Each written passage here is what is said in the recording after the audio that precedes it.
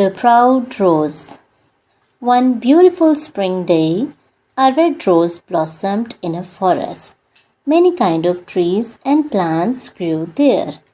As they rose and looked around, a pine tree nearby said, "What a beautiful flower!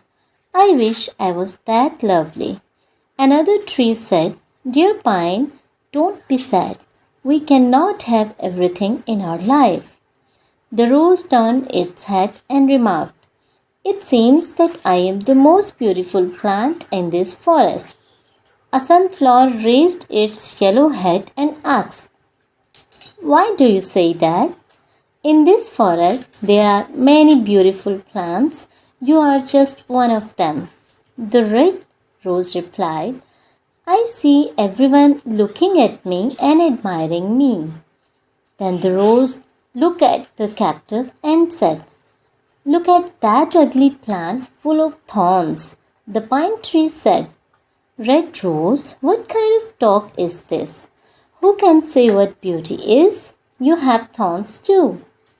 The proud red rose looked angrily at the pine and said, "I thought you had good taste. You do not know what beauty is at all. You cannot compare my thorns to that of the cactus." "What a proud flower," thought the trees. The rose tried to move its roots away from the cactus, but it could not move.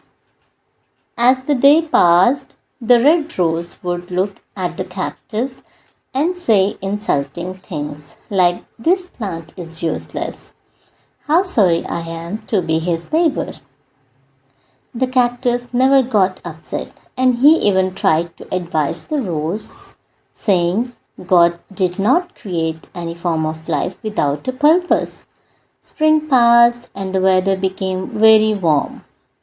Life became difficult in the forest as the plants and animals needed water and no rain fell. The red rose began to wilt. One day, the rose saw sparrows stick their beaks into the cactus and then fly away refreshed. This was puzzling, and the red rose asked the pine tree what the birds were doing. The pine tree explained that the birds got water from the cactus. "Does it not hurt when they make holes?" asked the rose. "Yes, but the cactus doesn't like to see any birds suffer," replied the pine. The rose opened its eyes in wonder and said, "The cactus has water?" "Yes, you can also drink from it. The sparrow can bring water to you if you ask the cactus for help."